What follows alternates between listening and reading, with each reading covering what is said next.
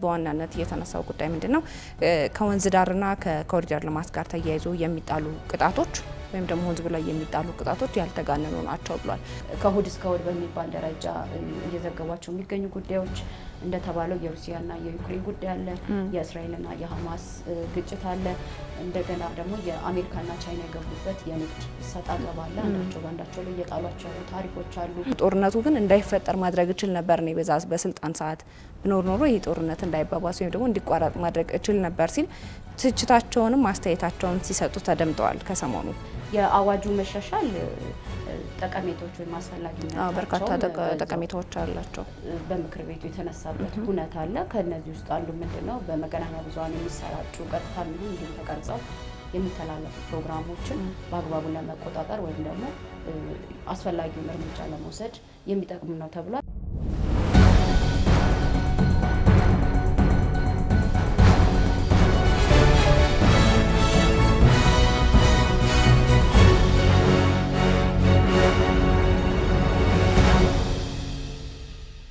ጤና ይስጥልን የአሻም ተከታታዮች እንደምን ቆያችሁ? ሳምንታዊው የአሻም የሚዲያ ዳሰሳችን እነሆ ተጀምሯል። እንደሚታወቀው እንግዲህ የአሻም የሚዲያ ዳሰሳችን በሳምንቱ ምን አይነት ጉዳዮች በተለያዩ ማህበራዊ ድረገጾች እንዲሁም በተለያዩ ሚዲያዎች እንዴት ሲዘዋወሩ ቆዩ የሚለውን የምንዳስስበት መሰናዷችን ነው ማለት ነው። በዚህኛው ሳምንትም አበይትና ዋና ዋና የተባሉ ርዕሰ ጉዳዮችን እያነሳን ከእናንተ ጋር ቆይታ እናደርጋለን። እንግዲህ ቆይታ ስናደርግ ባልደረባዬ ኢየሩሳሌም አለሙ አብራኝ ትገኛለች። የተለያዩ ጉዳዮችን እያነሳን ከእናንተ ጋር ቆይታ እናደርጋለን። እስከ ፕሮግራማችን ፍጻሜ አብራችሁ እንድትቆዩ በአክብሮት እንጋብዛለን። እሺ ኢየሩሳሌም እንዴት ነሽ? እንግዲህ በሳምንቱ አበይት ጉዳዮች የተባሉ ጉዳዮች ተነስተዋልና እነዚህን ጉዳዮች እያነሳን ከተመልካቾቻችን ጋር ቆይታ እናደርጋለን። እስቲ በዚህ ሳምንት አበይት እየተባለ ወይም ዋና ጉዳይ እየተባለ ርዕሰ ጉዳይ እየተመለከትሽ ምንድን ነው?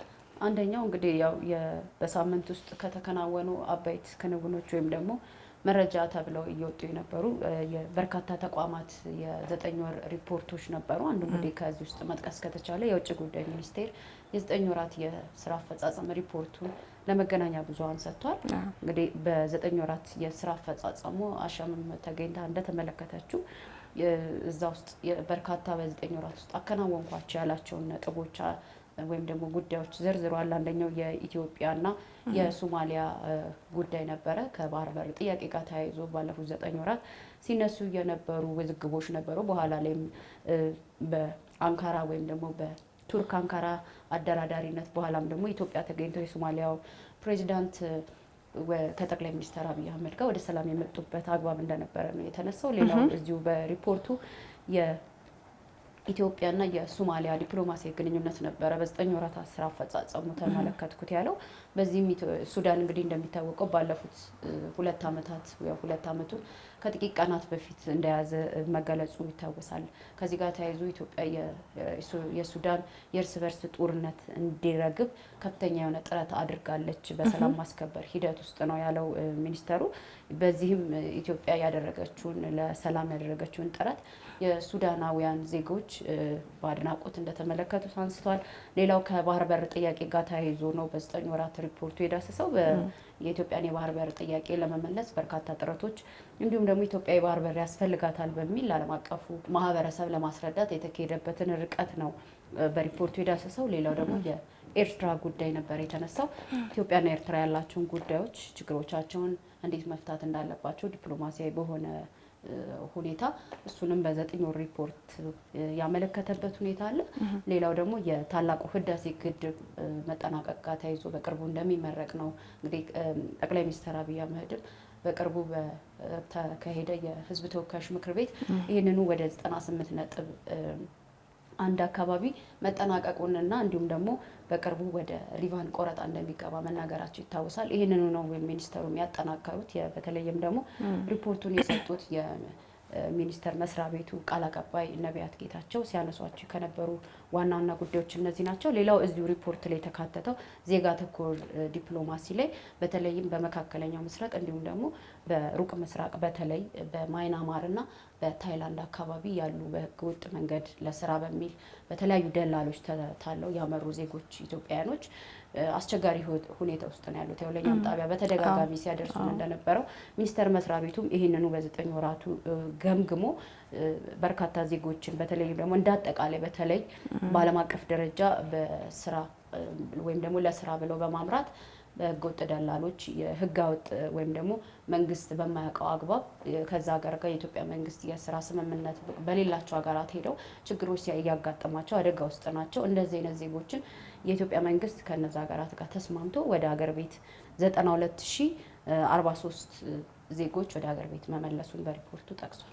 እንግዲህ እንዳልሽው ነው ሚኒስቴር የውጭ ጉዳይ ሚኒስቴር የ9 ወራት የስራ አፈጻጸሙን ሲያደርግ በዲፕሎማሲ ዘርፍ በዜጋ ዲፕሎማሲ፣ በኢኮኖሚ ዲፕሎማሲ እንዲሁም በፖለቲካ ዲፕሎማሲ የተከናወኑ ዋና ዋና ተግባራቶችን በዛው በመስሪያ ቤቱ ለጋዜጠኞቹ መግለጫ ሰጥቶ ነበረ። እኛም ተመልክተነዋል። አሻምም ተገኝታ ዘግባለች። እንዲሁም ደግሞ ኢትዮጵያ ከጎረቤት ሀገራት ጋር ያላትን ጥብቅ ግንኙነት ላይ የተመሰረተ ወይም ደግሞ ይሄ ትብብር በሚመለከት ባለፉት ወራት የስራ አፈጻጸም ወቅት ላይ ተጠናክሮ የተሰራ መሆኑን የውጭ ጉዳይ ሚኒስቴር ቃል አቀባዩ ሲናገር ተደምጧል ማለት ነው። እንግዲህ እንዳልሽው ቅድም አብዛኞቹ መስሪያ ቤቶች በዚህ ሳምንት የ9 ወራት የስራ አፈጻጸማቸውን እያቀረቡ ያሉበት ሁኔታ ነው። ማህበራዊ ሚዲያውን የግልና የመንግስት ተቋማት የመገናኛ ብዙሃን ተቋማትን ጨምሮ ያየ ነው። የህዝብ ተወካዮች ምክር ቤት የተለያዩ ረቂቅ አዋጆቹንም ህዝብ ምክር ቤት ለተወካዮች ምክር ቤት ያቀረቡ ተቋማቶች አሉ። እንዲሁም ደግሞ የቀረቡላቸውን ረቂቆች ምክር ቤቱ ያጸደቀባቸው ሁነቶች አሉ። አንዱ እንግዲህ የመገናኛ ብዙሃን በተለይም ደግሞ ምክር ቤቱ 25ኛ መደበኛ ስብሰባውን ባካሄደበት ሁለት ረቂቆች ቀርበውለታል። አንደኛው ረቂቅ ምን ነበር? አንደኛው ረቂቅ እንግዲህ የመገናኛ ብዙሃን አዋጅን ለማሻሻል የቀረበው ረቂቅ አዋጅ ነው። ይህም አዋጅ በአንድ ተቃውሞና በአብላጫ ድምጽ ሊጸድቅ ችሏል ማለት ነው። እኛም ቀደም ብለን ሊጸድቅ ነው ብለን መዘገባችን የሚታወስ ነው። በዚህ ጉዳይ ላይ ምክር ቤቱ እንግዲህ በቀረበው ረቂቅ አዋጅ ላይ በስፋት ተወያይቶ ነው እንዲጸድቅ ያደረገው። መገናኛ ብዙሃን አዋጅን ለማሻሻል የቀረበው አዋጅ 1374/2017ን በሙሉ ድምጽ ወይም ደግሞ በአንድ ተቃውሞና እንዲሁም በአብላጫ ድምጽ ነው ማጽደቁ የተነገረው። የአዋጁ መሻሻል ጠቀሜታዎች ወይም አስፈላጊነታቸው በርካታ ጠቀሜታዎች አላቸው። በምክር ቤቱ የተነሳበት ሁነት አለ። ከነዚህ ውስጥ አንዱ ምንድነው? በመገናኛ ብዙሃን የሚሰራጩ ቀጥታ የሚሆን እንዲሁም ተቀርጸው የሚተላለፉ ፕሮግራሞችን በአግባቡ ለመቆጣጠር ወይም ደግሞ አስፈላጊውን እርምጃ ለመውሰድ የሚጠቅም ነው ተብሏል። እንግዲህ በፊት ላይ የመገናኛ ብዙሃን አዋጁ ላይ የሚዲያ ባለቤቶችም የቦርድ አባል የሚሆኑበት አግባብ ነበረ። አሁን በተሻሻለው ላይ ግን የመገናኛ ብዙሃን ባለቤቶች ወይም ደግሞ የሚዲያ ባለቤቶች አባል የማይሆኑበት አለ። ይህም ደግሞ የሚጠቅመው እንግዲህ የተባለው በአዋጁም እንደተጠቀሰው ለሚያጠፏቸው ተቋማቶች በስራቸው ሂደት ለሚያጠፏቸው ጥፋቶች የመገናኛ ብዙሃን ወይም የሚዲያ ባለቤቶችንም ተጠያቂ ለማድረግ ነው በሚል ነው እንግዲህ በምክር ቤቱ የተነሳው። ሌላው ከዚሁ ጋር ተያይዞ የመገናኛ ብዙሃን አዋጅ 1374/2017ን ማሻሻል ማጽደቅ የተፈለገው የባለስልጣን መስሪያ ቤቱ ወይም ደግሞ የኢትዮጵያ መገናኛ ብዙሃን ባለስልጣንን የኃላፊነቱን በአግባቡ ለመወጣት እንዲያስችለውም ነው። ከዚህ ቀደም የነበረው ክፍተት እየፈጠረ ነበር እና አዋጅ 1374ን በማጽደቅ ባለስልጣን መስሪያ ቤቱም ኃላፊነቱን በአግባቡ እንዲወጣ ይረዳዋል ነው የተባለው። በነገራችን ላይ ከዚሁ ተጨማሪ በነገራችን ላይ አብዛኞቹ የምክር ቤት አባላትና እንዲሁም ደግሞ የቋሚ ኮሚቴው ይህንን ረቂቅ አዋጅ ባቀረበበት ብዙ ድጋፎች እንዳገኙም አሻም ተመልክታለች። በምክር ቤቱ ሂደት እንግዲህ ምክር ቤት ውስጥ ሁለት ረቂቅ አዋጆች ናቸው ተዘጋጅተው እየጸደቁት። ሁለተኛው ረቂቅ አዋጅ ምንድነው? የተቀናጀ የውሃ ሀብት አስተዳደር ማስፈጸሚያ የተፋሰሶች ከፍተኛ ምክር ቤት ማቋቋሚያ አዋጅ ቁጥር 1375/2017ንም ምክር ቤቱ አጽድቋል ማለት ነው። ተመሳሳይ ቀን ነው በነገራችን ላይ ሁለቱም ረቂቅ አዋጆች ለምክር ቤት በቋሚ ኮሚቴዎች አማካኝነት ቀርበው የጸደቁት።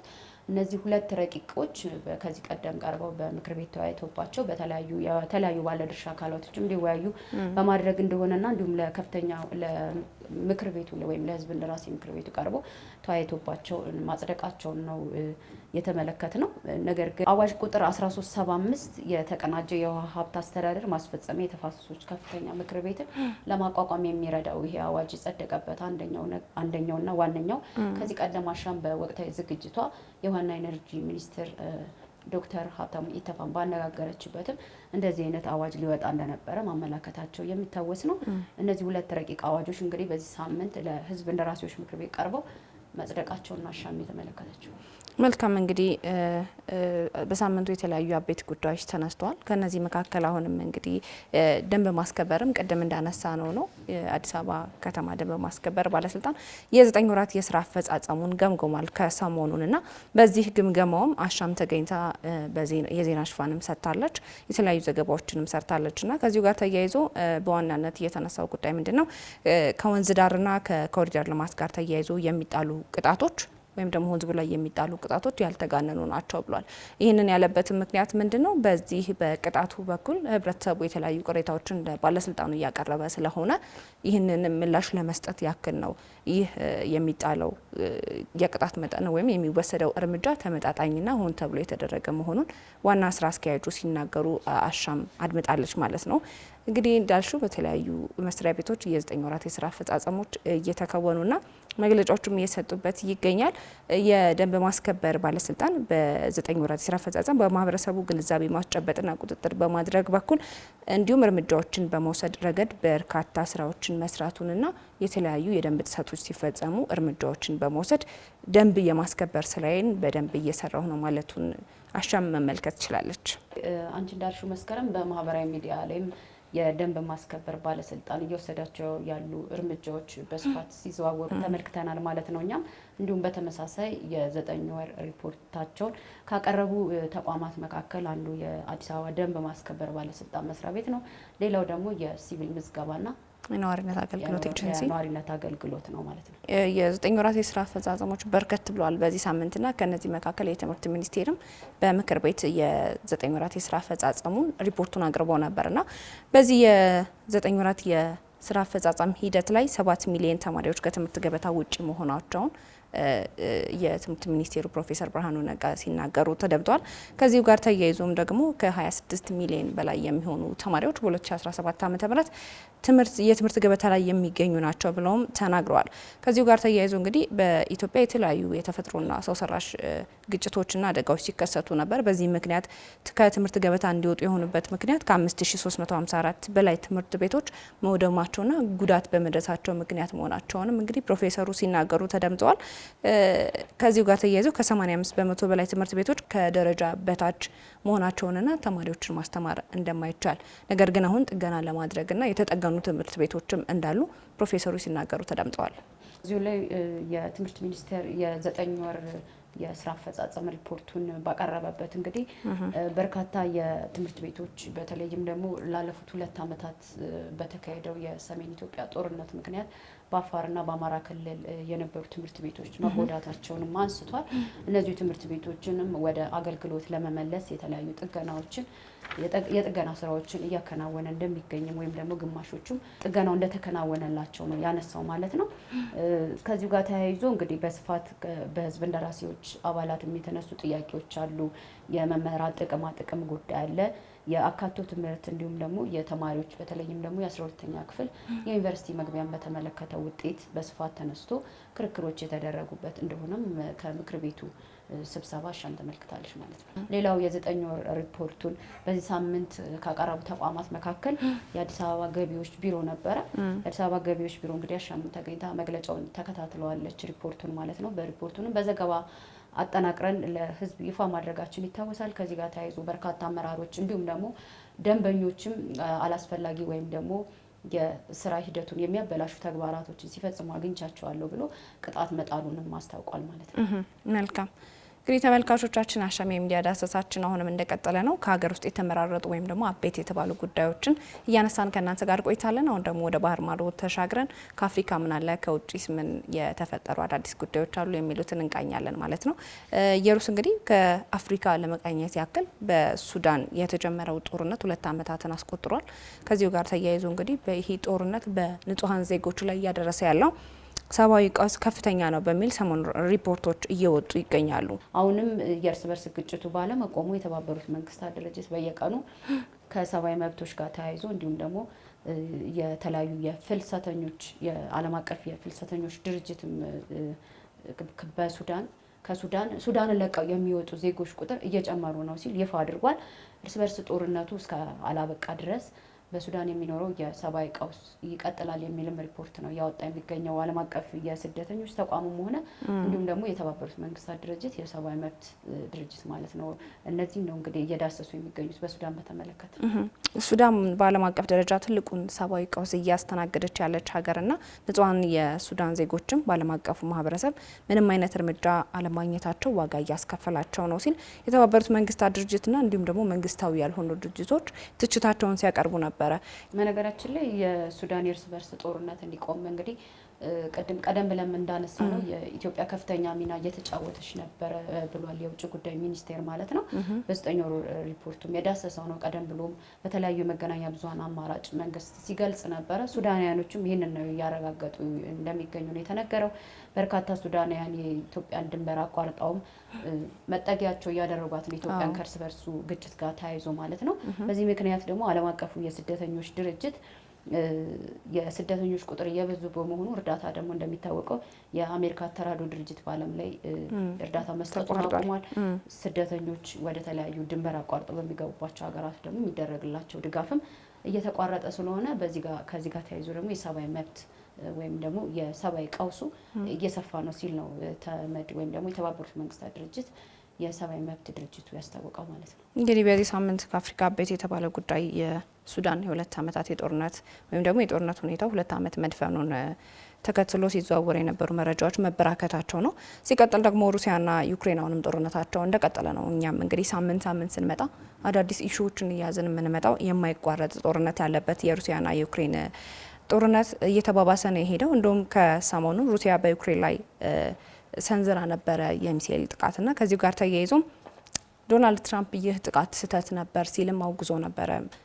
በተለያዩ መረጃዎች እንደተመለከትነው ከሆነ ፕሬዚዳንት ዶናልድ ትራምፕ ይህ የዩክሬንና የሩሲያ ጦርነት እንዲጀመርም ያደረገው እንዳይቋረጥና እንዲባባስ ያደረገውም ጆ ባይደን በነበረበት የስልጣን መንግስት በነበረበት ሰዓት ላይ እየተጀመረ ነው። አሁንም ሊቋረጥ አልቻለም። ጦርነቱ ግን እንዳይፈጠር ማድረግ እችል ነበር ነው በስልጣን ሰዓት ብኖር ኖሮ ይህ ጦርነት እንዳይባባስ ወይም ደግሞ እንዲቋረጥ ማድረግ እችል ነበር ሲል ትችታቸውንም አስተያየታቸውን ሲሰጡ ተደምጠዋል። ከሰሞኑ የሩሲያና የዩክሬን ጦርነት እንግዲህ 3 ዓመት ደፍኗል። ያው እንዳለፈው ይታወቃልና ምንም እልባት አላገኝም። እንግዲህ በየጊዜው በሳምንታዊ ዳሰሳችንም በዓለም አቀፍ መረጃ ከምናነሳቸው መረጃዎች አንዱ የሩሲያና የዩክሬን ጉዳይ ሆኗል። እንዲሁም ደግሞ የእስራኤልና የሐማስ ግጭትም አለ በጋዛ እየተካሄደ ያለው ማለት ነው። እንግዲህ እልባት ያላገኘ ዓለም አቀፍ ጉዳይ ቢኖር የሩሲያና የዩክሬን ጉዳይ ነው እስካሁን ማለት ነው። ምናልባትም በድርድር አሊያም ደግሞ በሌላ አግባብነት ባለው ነገር ችግራቸውን እስከሚፈቱ ድረስ እስካሁን ያለው የሰብአዊ ቀውስም በተለይም ደግሞ የተባበሩት መንግስታት ድርጅት የሚያወጣቸው ሪፖርቶች ናቸው የሚያመለክቱት በግጭት ውስጥ ህጻናት፣ ሴቶችና ሌሎች ዜጎች የሁለቱም አካላት ማለት ነው በተለይም በአጎራባች አካባቢ እየተጎዱ እንደሆነ ነው አሁን መረጃዎች እየወጡ ያሉት። ለዚህም የሚመለከታቸው አካላት ኃላፊነት እንዲወስዱ የተባበሩት መንግስታት ተደጋጋሚ መግለጫዎችን ሲያወጣ ተመልክተናል ማለት ነው። ሩሲያና የዩክሬን ጦርነትን በተመለከተ የአሜሪካ ለሩሲያ ትወግናለች በሚል ዓለም አቀፍ የፖለቲካል ሳይንስና ዓለም አቀፍ ተንታኞች የወነጅሏታል አሜሪካንን። በተመሳሳይ ደግሞ ዩክሬን አሜሪካ ተጽዕኖ ያደረገችብኝ ነው የሚለው እንግዲህ ባለፉት ጊዜያት በቅርቡ ከወር በፊት ማለት ነው የታየ አንድ የዶናልድ ትራምፕ እና እንዲሁም ደግሞ የዩክሬኑ ፕሬዚዳንት የነበራቸው ጭቅጭቅ ይታወሳል። ቀጥታ ስርጭት የተላለፈው እሱንም ተመርኩዞ አሜሪካ በዩክሬን ላይ ተጽዕኖ እየፈጠረች ነው የሚል ነገር አለ። ለሩሲያ ትወግናለች የሚል ነገር አለ። ዓለም አቀፉ መገናኛ ብዙሃንም ይሄንን ነው በየቀኑ እያወጡ ያሉት። ይሄንን ነው እንግዲህ ከዓለም አቀፍ ካየናቸው መረጃዎች የዳሰስ ነው። ሌላው እንዳጠቃላይ ደግሞ የዓለም አቀፍ ሚዲያውን እና አልጀዚራን፣ ሲኤንኤን፣ ቢቢሲ፣ ፎክስ ኒውስ እና እንዲሁም ሌሎች ተቋማቶችን የመገናኛ አውታሮችን ጨምሮ እንግዲህ በስፋት ከእሁድ እስከ እሁድ በሚባል ደረጃ እየዘገቧቸው የሚገኙ ጉዳዮች እንደተባለው የሩሲያና የዩክሬን ጉዳይ አለ፣ የእስራኤልና የሐማስ ግጭት አለ። እንደገና ደግሞ የአሜሪካና ቻይና የገቡበት የንግድ ሰጣ ገባ አለ። አንዳቸው በአንዳቸው ላይ እየጣሏቸው ያሉ ታሪፎች አሉ። አንዳቸው ጋር አልበገርም አይነት ነገር ይሄኛው ነው። እንግዲህ በተለያዩ የመገናኛ ብዙሃን አውታሮች በተለይም የኤሌክትሮኒክስ እንዲሁም ደግሞ ፕሪንት ሚዲያውን ይዘውት የነበሩት ማለት ነው። ተመልካቾቻችን የአሻም የሚዲያ ዳሰሳችን በዚሁ ተጠናቋል። እንግዲህ በሳምንት ሳምንት ውስጥ የተከናወኑ ወይም ደግሞ አበይት የተባሉ ጉዳዮችን እያነሳን ከእናንተ ጋር ቆይተናል። ከሀገር ውስጥም ከውጭም የተከወኑ ዋና ዋና አበይት ጉዳዮችን አንስተናል። እንግዲህ ቀጣይ ሳምንት ደግሞ የሚፈጠሩ አዳዲስ ጉዳዮች ይኖራሉ። እነሱን ደግሞ ይዘን እንመጣለን። እስከ ሳምንት መልካም ሳምንት እያለን ይህንን ፕሮግራም አዘጋጅተን ወደ እናንተ ስናደርስ የነበር ነው ኢየሩሳሌም አለሙና እኔ መስከረም አዲሱ ከመላው ስቱዲዮ ባለሙያዎች ጋር በጋራ በመሆን ነበር። እስከ ሳምንት መልካም ሳምንት። አሻም ለሁላችን።